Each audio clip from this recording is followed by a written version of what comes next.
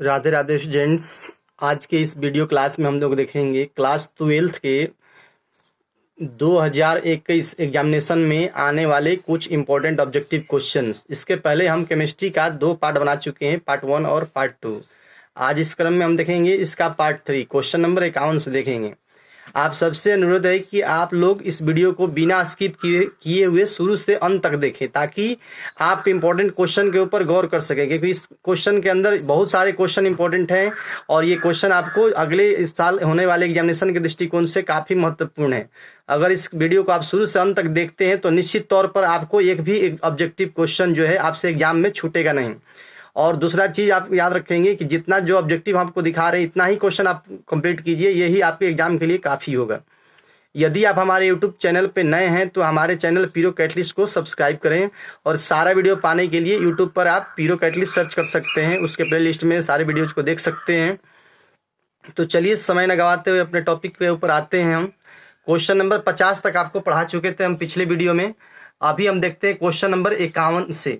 देखिए question number 50 को पढ़ा चुके थे। उप संख्या 4 के लिए सीमांत त्रिज्या अनुपात क्या होता है? तो उप संख्या 4 के लिए सीमांत त्रिज्या अनुपात होता है 0.414। 51 नंबर क्वेश्चन है, उप संयोजन संख्या 6 के लिए सीमांत त्रिज्या अनुपात क्या होता है? देखिए सीमांत त्रिज्या अनुपात से जुड़ा हुआ एक बार क्वेश्चन पूछा गया ये 4 वाला, तो इस वजह से आप 6 के लिए, 8 के लिए, 3 के लिए सब याद रखेंगे तो आपको फ्यूचर में सुविधा हो जाएगा। पूछा तो गया है यहाँ से एक ही, लेकिन आप 2-3 और याद रखेंगे इसके अलावा। तो यहाँ देखिए लिखा हुआ है, उप संख्या 6 के लिए सीमांत त्रिज्या अनुपात क्या होता है? तो उप संख्या 6 के लिए सीमांत त्रिज्या अनुपात होता है 0.732। अगला क्वेश्चन है क्वेश्चन नंबर 52 की उप संख्या 3 के लिए सीमांत त्रिज्या अनुपात क्या होता है? तो 3 के लिए याद रखेंगे 0.225। उप संख्या 3 के लिए त्रिज्या अनुपात, सीमांत त्रिज्या अनुपात जो होता है वो होता है 0.225। ये त्रिज्या अनुपात जो होता है आपको पढ़ा पीछे भी था क्वेश्चन, धनायन की त्रिज्या और ऋणायन की त्रिज्या के अनुपात को त्रिज्या अनुपात कहते हैं। देखिए यहाँ पे लिखा हुआ था आपको, धनायन की त्रिज्या और ऋणायन की त्रिज्या के अनुपात को त्रिज्या अनुपात कहा जाता है। अब देखेंगे अगला क्वेश्चन है आपको 53 नंबर क्वेश्चन की उप संख्या 8 के लिए सीमांत त्रिज्या अनुपात क्या होता है? तो उप संख्या 8 के लिए सीमांत त्रिज्या अनुपात जो होता है आपका वो होता है 1। उप संख्या 8 के लिए सीमांत त्रिज्या अनुपात जो होता है क्या होता है? 1। अगला क्वेश्चन देखते हैं। देखिए बहुत इंपॉर्टेंट क्वेश्चन ये भी कि यदि निविड़ संकुलित गोलों की संख्या n हो तो अष्टफलकीय रिक्तियों की संख्या क्या होगी? निविड़ संकुलित गोलों की संख्या कह रहा है कि n है, तो अष्टफलकीय रिक्ति की संख्या क्या होगी? तो अष्टफलकीय रिक्ति के बारे में पूछेगा तो याद रखेंगे कि जितनी निविड़ संकुलित गोलों की संख्या होगी उतना ही अष्टफलकीय रिक्ति होता है। तो यहाँ पे n हो जाएगा इसका जवाब। लेकिन यदि पूछ देगा कि निविड़ संकुलित गोलों की संख्या यदि n हो तो चतुष्फलकीय रिक्ति के पूछ देगा, तो चतुष्फलकीय के बारे में पूछेगा तो याद रखेंगे उसका दोगुना हो जाएगा। यदि अष्टफलकीय रिक्तियों की संख्या n है तो चतुष्फलकीय रिक्तियों की संख्या हो जाएगी 2n। जैसे देखिए इस क्वेश्चन में ये आगे, तो ये याद रखेंगे, बहुत इंपॉर्टेंट क्वेश्चन है। यहाँ पे ये पूछा गया क्वेश्चन इंजीनियरिंग में, गौर करेंगे इसको, बहुत इंपॉर्टेंट क्वेश्चन है क्योंकि मैक्सिमम आईसी में जो क्वेश्चन पूछे गए आप गौर करेंगे, स्टेट लेवल इंजीनियरिंग में जो क्वेश्चन पूछे गए हैं उससे ज्यादातर क्वेश्चन मैच कर जाते हैं, इसलिए आपको ये क्वेश्चन पे ध्यान देने की जरूरत है। इस तरह क्वेश्चन बहुत सारे इंपॉर्टेंट हैं जो आपका आईसी के एग्जामिनेशन के दृष्टिकोण से काफी महत्वपूर्ण होते हैं। इस पे सब स्टूडेंट गौर नहीं कर पाते, आप गौर करेंगे हमारे वीडियो को शुरू से अंत तक, इसलिए बोल रहे हैं देखेंगे बिना स्किप किए हुए। यदि निविड़ संकुलित गोलों की संख्या n है, एक बार फिर से रिपीट करेंगे, यदि निविड़ संकुलित गोलों की संख्या n है तो अष्टफलकीय रिक्ति की संख्या केवल क्या होगी? n होगी। लेकिन यदि निविड़ संकुलित गोलों की संख्या n है तो चतुष्फलकीय रिक्तियों की संख्या जो होगी वो क्या होगी? 2n। तो क्वेश्चन नंबर 54 और 55 आपको क्लियर हो गया। ये क्वेश्चन नंबर 56। एक यौगिक 2 तत्वों x और y से निर्मित है। y तत्वों के परमाणुओं के ऋणायन से CCP बनता है और x तत्वों के परमाणुओं सभी ऑक्टाहेड्रल रिक्तियां भरते हैं, तो यौगिक का अणु सूत्र क्या होगा? तो यौगिक का अणु सूत्र यहाँ पे हो जाएगा आपको XY। यहाँ रिक्ति कौन सी है? देखिए अष्टफलकीय, तो इसलिए यहाँ पे XY यहाँ फॉर्मूला बन गया। अब यहाँ देखेंगे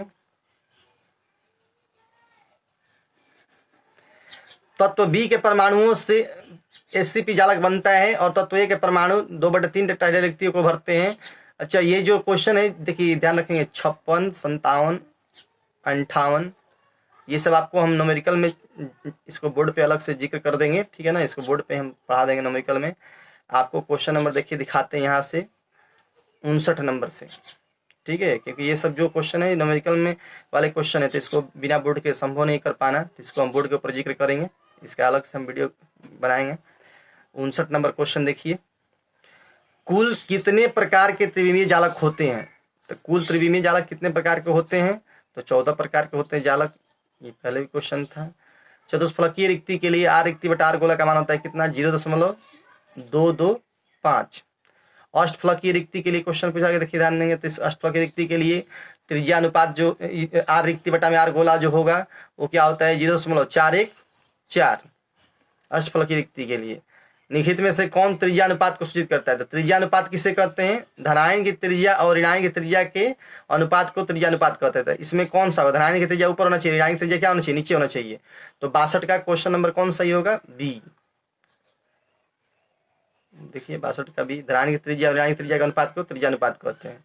अगला क्वेश्चन है आपको, ये देखिए 63 नंबर, ये ऑब्जेक्टिव क्वेश्चन। तो ऑब्जेक्टिव जो क्वेश्चन है आपको सब बोर्ड पे आपको एक बार में हम जिक्र कर देंगे, जहां जहां ऑब्जेक्टिव है वहाँ क्वेश्चन जो है सब आपको बोर्ड पे जिक्र करेंगे। 63 64 ये ऑब्जेक्टिव क्वेश्चन है, इसको जिक्र करेंगे बोर्ड पे। 65 नंबर क्वेश्चन देखिए, शॉर्ट की दोष फ्रेंकल दोष होते हैं। तो शॉर्ट की दोष और फ्रेंकल दोष क्या होते हैं? तो शॉर्ट की दोष और फ्रेंकल दोष जो होते हैं ये नाभिकीय दोष होते हैं, सॉरी नाभिकीय दोष कहते हैं, क्रिस्टल दोष होते हैं। शॉर्ट की दोष और फ्रेंकल दोष जो होते हैं ये क्रिस्टल दोष होते हैं। और देखिए अगला जो है क्वेश्चन, शॉर्ट की दोष निम्नलिखित में से किस जालक संरचना में पूर्णता को परिभाषित करता है? तो ठोस, द्रव, गैस, प्लाज्मा तक, किसमें? ठोस में। शॉर्ट की दोष किसमें पाया जाएगा? ठोस में।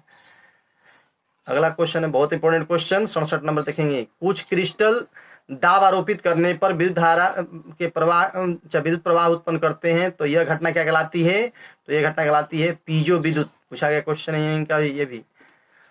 अब देखिए इसको कहते हैं पीजो विद्युत। निम्नलिखित में से कौन ठोस अवस्था में स्वसंयोजी क्रिस्टल के रूप में रहता है? तो ठोस अवस्था में स्वसंयोजी क्रिस्टल के रूप में रहता है कौन? तो सिलिकॉन। ये 4 को यहाँ विकल्प दिया हुआ है, आप पूछ रहा है कि कौन ठोस अवस्था में स्वसंयोजी क्रिस्टल के रूप में रहता है, तो इसका जवाब होगा कौन? सिलिकॉन। अब देखिए कुछ क्रिस्टल 69 नंबर क्वेश्चन है, कुछ क्रिस्टल गर्म करने पर विद्युत प्रवाह उत्पन्न करते हैं, तो यह घटना जो होती है कहलाती है पायरो विद्युत। ध्यान देंगे, पीजो विद्युत वाला पायरो विद्युत दोनों क्वेश्चन पूछा गया है। पीजो विद्युत वाला आपको बीएचयू में क्वेश्चन पूछा गया है, ठीक है।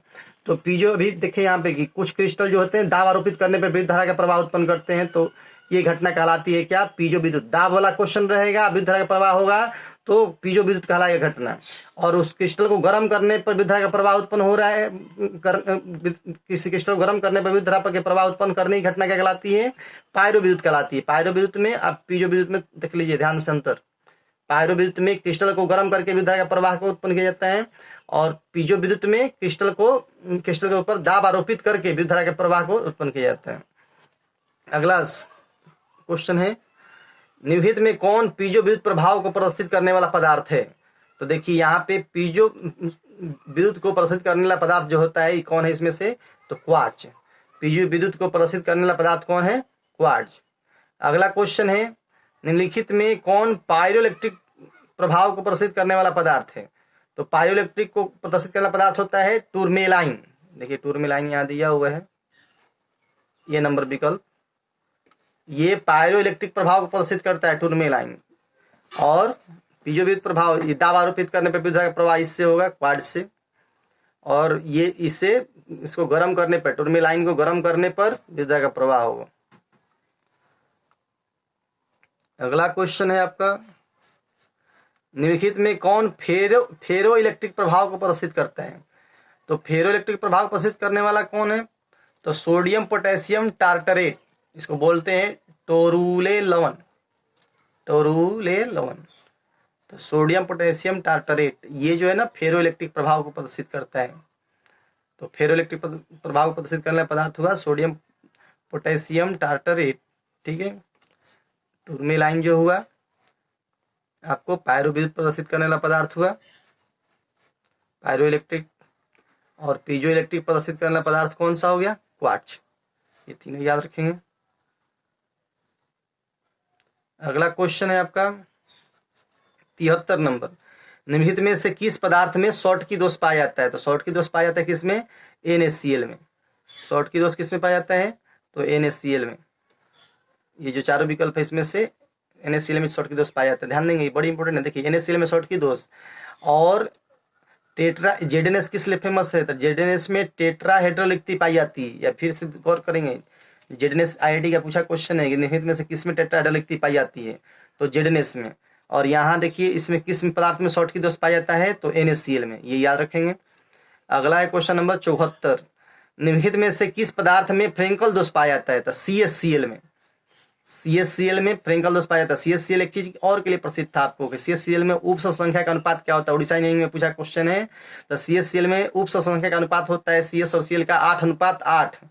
ठीक है, तो याद रखेंगे। अगला क्वेश्चन है 75 नंबर। जो जगह अथवा जालक स्थल किसी अयुग्मित इलेक्ट्रॉन द्वारा भरी जाती है उसे क्या कहा जाता है? तो उसे कहा जाता है F केंद्र, F सेंटर। ठीक है, इसके वजह से पदार्थ जो होता है रंगीन हो जाते हैं। अगला क्वेश्चन है बहुत इंपॉर्टेंट क्वेश्चन, आपको पूछा गया क्वेश्चन है IEC में 76 नंबर क्वेश्चन, आपको बिहार बोर्ड द्वारा पूछा गया क्वेश्चन है, यहीं में भी इसको पूछा गया है बहुत बार। तो होल या छिद्र होता है, तो होल या छिद्र जो होता है ना, तो होल में जाकर के देखिए कौन जमा होता है? इलेक्ट्रॉन। तो इलेक्ट्रॉन क्या है? ऋणावेशित है। तो जाहिर सी बात है कि ऋणावेशित जो चीज होता है वो किधर अट्रैक्ट होगा? धनावेशित की तरफ होगा। तो होल इसका मतलब पहले से धनावेशित है, तभी तो इलेक्ट्रॉन को एक्सेप्ट किया, इलेक्ट्रॉन जाकर वहां बैठ गया। तो इसलिए होल जो होता है वो धनावेशित होता है। बहुत से लोग उसको ऋणावेशित समझते हैं, लेकिन नहीं, गलत बात है। इलेक्ट्रॉन ऋणावेशित होता है और इलेक्ट्रॉन जाकर के होल में बैठता है। तो होल में बैठता है इसका मतलब क्या है कि होल जो है धनावेशित था, तभी इलेक्ट्रॉन को अट्रैक्ट किया अपनी ओर। तो इसलिए होल जो होता है धनावेशित होता है। तो इसको याद रखेंगे, होल जो होता है धनावेशित होता है। बहुत इंपॉर्टेंट है, होल या छिद्र धनावेशित होता है। अगला क्वेश्चन है जिन ठोसों में F केंद्र पाया जाता है उन ठोसों की प्रकृति होती है। तो देखिए जिसमें F केंद्र पाया जाता है तो जाहिर सी बात है कि वो उसमें इलेक्ट्रॉन जो होगा अयुग्मित अवस्था में होगा। तो जिस पदार्थ में इलेक्ट्रॉन अयुग्मित अवस्था में होता है उसको क्या कहते हैं हम लोग? अनुचुंबकीय या पारामैग्नेटिक। जिस पदार्थ में इलेक्ट्रॉन अयुग्मित अवस्था में पाया जाता है उसको क्या कहते हैं हम लोग? अनुचुंबकीय या पारामैग्नेटिक। तो इसलिए जिन ठोसों में F केंद्र पाया जाता है वे ठोस किस प्रकार के होंगे? या तो अनुचुंबकीय या पारामैग्नेटिक, अनुचुंबकीय प्रकृति अथवा पारामैग्नेटिक प्रकृति के होंगे। अगला जो है क्वेश्चन नंबर है बहुत इंपॉर्टेंट है, सिलिकॉन तथा जर्मेनियम है। तो सिलिकॉन और जर्मेनियम क्या है? अर्धचालक। सिलिकॉन और जर्मेनियम क्या है? अर्धचालक। इससे भी ज्यादा इंपॉर्टेंट क्वेश्चन है, 78 से भी ज्यादा इंपॉर्टेंट क्वेश्चन है आपको 79 नंबर क्वेश्चन। ताप बढ़ने पर अर्धचालकों की चालकता। ये IEC में 10th में इंजीनियरिंग में कितना जगह बार पूछा गया क्वेश्चन है ये आपको। ताप बढ़ने पर अर्धचालकों की चालकता जो होती है वो बढ़ती है। जैसे जैसे अर्धचालक गर्म होंगे वैसे वैसे उनकी चालकता जो है ताप बढ़ने पर बढ़ेगी। तो इसका आंसर 79 का हो जाएगा आपको A नंबर क्वेश्चन। अब देखिए चालकता, जाहिर सी बात है ताप बढ़ने पर चालकता बढ़ी तो क्या घट जाएगा? उसका प्रतिरोध जो है घट जाएगा। तो वही यहाँ लिखा हुआ है ताप बढ़ने पर अर्धचालकों का प्रतिरोध क्या होता है? ताप बढ़ने पर अर्धचालकों का प्रतिरोध क्या हो जाएगा? घटता है। देखिए यहाँ पे ताप बढ़ने पर अर्धचालकों का प्रतिरोध घटता है। तो इसका आंसर जो होगा आपको B नंबर हो जाएगा। 81 नंबर क्वेश्चन देखेंगे। 81 नंबर क्वेश्चन में आप गौर करेंगे तो ताप बढ़ने पर चालकों की चालकता बढ़ती है, घट। तो ताप बढ़ने पे चालक पदार्थों की चालकता जो होती है वो उल्टी, देखिए वो ये जैसे जैसे ताप बढ़ेगा उसे चालक पदार्थ की चालकता जो होती है घटती है। क्यों घटती है चालकता? क्योंकि ताप बढ़ने पे चालक पदार्थ का प्रतिरोध जो होता है वो क्या होता है? बढ़ जाता है। तो इसलिए ध्यान रखेंगे अर्धचालक में चालक में बहुत बड़ा अंतर यहाँ पे है। अर्धचालक का प्रतिरोध जो था ताप बढ़ने पर घट गया और अर्धचालक का चालकता जो था बढ़ गया। लेकिन चालक में यहाँ पे उल्टा है, चालक को जैसे से गर्म करेंगे चालक के गर्म होने पे चालक का ताप बढ़ने पे इसकी चालकता घटेगी क्योंकि इसका प्रतिरोध जो होता है बढ़ जाता है। तो अर्धचालक का प्रतिरोध याद रखेंगे, कंफ्यूजन नहीं होना। अर्धचालक का उपयोग दुनिया में सबसे ज्यादा होने के पीछे यही कारण है कि अर्धचालक का प्रतिरोध ताप बढ़ने पर घटता है, अर्थात अर्धचालक का चालकता जो है ताप बढ़ने पर बढ़ जाता है। इसलिए ज्यादा ये सक्सेसफुल है और चालकों की अपेक्षा। 81 नंबर क्वेश्चन आपका क्लियर हुआ। अब देखिए अगला क्वेश्चन है 181। सॉरी, यहीं तक आज के वीडियो में इतना ही रहने देते हैं, आगे का वीडियो हमने क्लियर नहीं किया है। ठीक है, तो आपको अगले वीडियो में हम मिलेंगे इसके पार्ट 4 के साथ में। इस पार्ट में आपको 81 नंबर तक ही अब मिलेंगे अगले वीडियो में, तब तक के लिए राधे राधे। हमारे चैनल को आप सब्सक्राइब करें, पीरो कैटलिस्ट को जरूर। और आपको ये वीडियो अच्छा लगा तो लाइक जरूर करेंगे, क्योंकि आपके लाइक करने से हमारा हौसला बुलंद होगा और हम क्या करेंगे अगले वीडियो में आपको इससे भी बेहतर करने का प्रयास करेंगे, इससे भी कुछ अच्छा चीज़ लाएंगे। तो थोड़ा आप हमारे मनोबल को बढ़ाएं। हमारे वीडियो यदि पसंद आते हैं तो आप उन्हें लाइक जरूर करें। यदि कोई तरह की त्रुटि हो जा रही हो, हमसे गलती हो जा रही है, तो आप हमें कमेंट बॉक्स में जा करके उस सुझाव को हमें जरूर दें। आपके सुझाव को हम जरूर मानेंगे, जरूर सुधारने का प्रयास करेंगे।